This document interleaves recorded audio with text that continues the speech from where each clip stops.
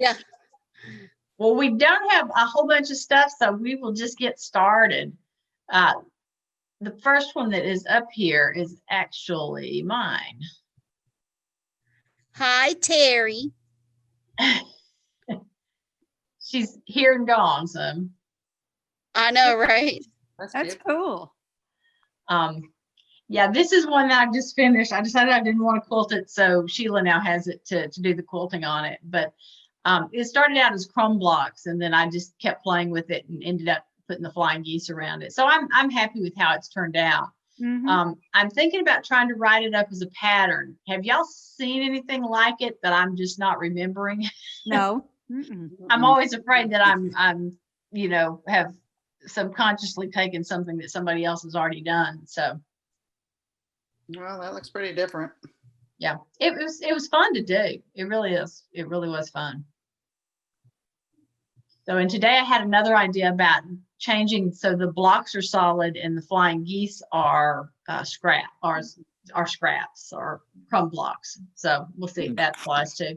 Well, I keep reading about crumb blocks, but I don't understand. Do you just take any size scrap or shape and sew it together? Pretty much. I used a fabric foundation, just a real thin fabric, and just worked on top of them. Basically, it's almost like a crazy quilt. You start in the middle and then just keep working out. Oh, okay. It's almost a wonky log cabin. Yeah, idea. it is.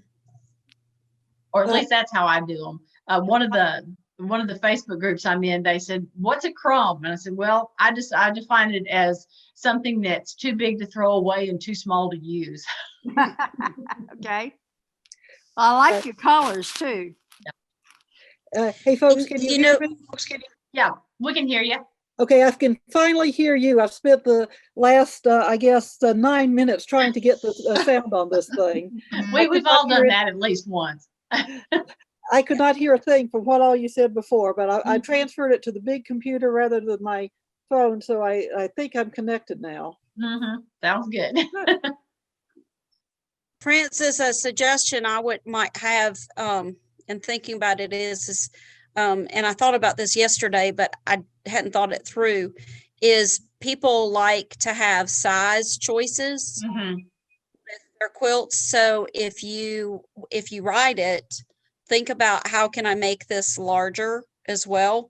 And my suggestion would be to we'll just look at the orange block, just do an extra row of geese around it. So there's 2 rows of geese. And then that makes each of the 9 blocks bigger.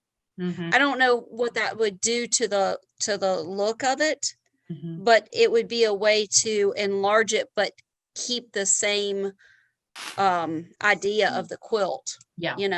Keep the same format, but it would give somebody a size option. I hate to start I like just having the geese on 2 sides of the block. So I kind of hate to start adding more geese around it. I mean, you could do the whole thing. I mean, you could do the entire block surrounded by geese. No, don't go all the way around. Add another set of geese on only the 2 sides that have geese already. Oh, so put another set up at the top here or something. And down. Right, put another set up at the top and then at the left of the orange. Okay. And then, so you have a double row of geese. Okay. Same format though. Yeah. I wouldn't go all the way around either because that changes your layout. You could always just take your block. I don't know what your block is. Say it's a 10 by 10. Expand it to a 14 by 14. Recalculate how many geese you need. Exactly. And you could do that, or you could even, instead of doing it square, you could do, an extra row, top and bottom. Yeah, when I originally started, I was going to do it as one of the twin quilts that they're looking for charity quilts. And then when I just started thinking about it more, I decided, well, maybe I won't do that now. But right now it's an 8-inch block with a 1-inch border around it, and then the 4-inch flying geese. So the total block is 14 inches. So anyway, so that's what I've been playing with and having fun with. And let's go to the next one. Go back. Jan. Yep, that's me. If you remember the lady, I can't think of her name, that came and showed us the jackets. Mm-hmm. Mhm. So I decided to try it. I've never made a piece of clothing in my life. And I thought, boy, to jump right in and do a jacket. But I did it. I did the Muslim mock-up first. That did help me to know how things are put together. But boy, that was a lot of strips. I'm thinking over 70 yards you would have in a strip, and then you cut them up and sew them onto that micro fleece base. I haven't done the binding on the edge yet. I'm waiting for that to come in the mail. But yeah, it was fun to do, but I think this is one and only patchwork jacket. But I think it'd look really great with jeans, so I'm kind of looking forward to wearing it this fall. Oh yeah. How wide are those strips? I did those jelly rolls and then cut them in half, so that was 1 1/4.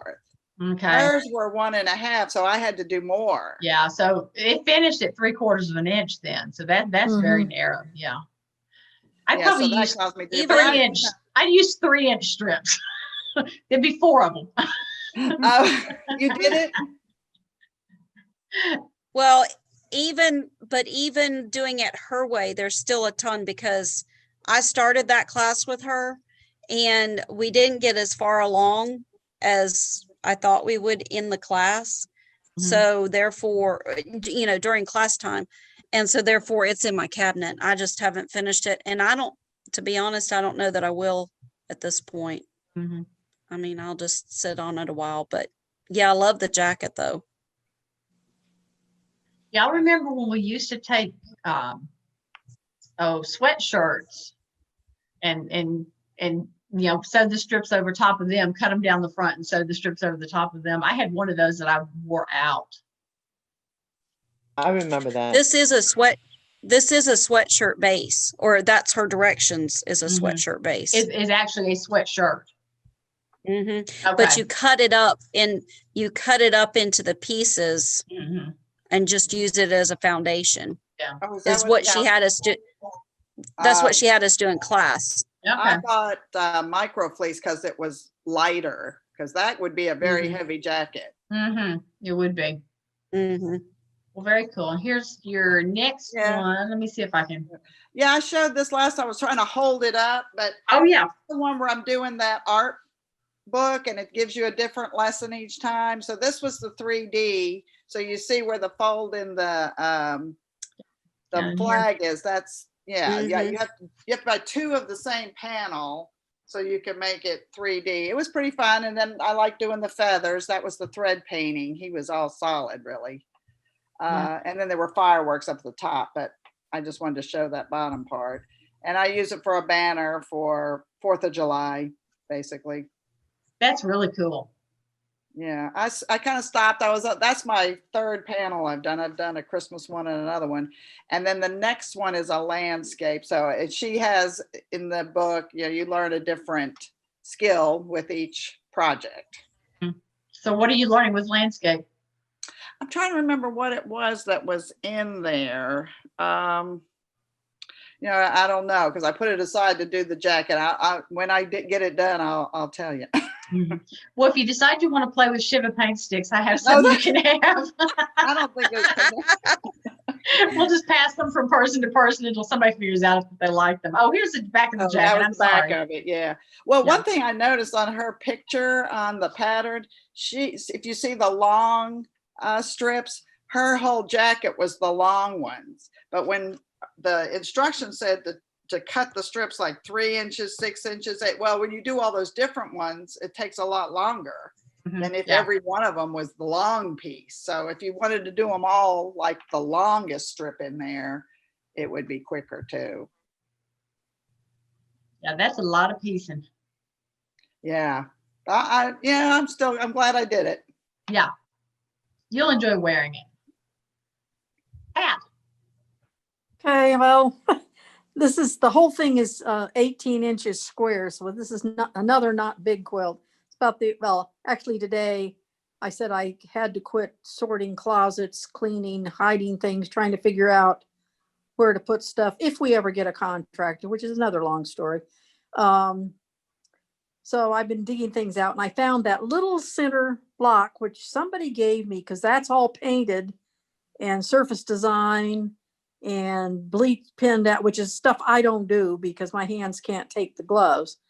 So then I went into my rather good sized stash of hand painted fabrics. At least the green and the first two borders are Anita Hetty's, and I'm not sure whose the other one is, since I wasn't very good about marking who I got them from. And I just whipped it up, and then because it's all about the fabrics, which is actually the name of the quilt, I just did straight line, very minimal quilting because I didn't want to detract from the fabric. And I tried a different technique of facing rather than binding. So it was a quick little project. Yeah, I think that piece in the middle may have been from a guild thing that we did, because I did one time we had a thing where we went from station to station, and each person was showing something. And the one that I did was where you'd put glue down as a resist, and then you painted it and you took it home and washed the glue out. And I'm wondering if that's not what that's from. Could be. Like I said, it just showed. I didn't do it. I don't remember when or where I got it.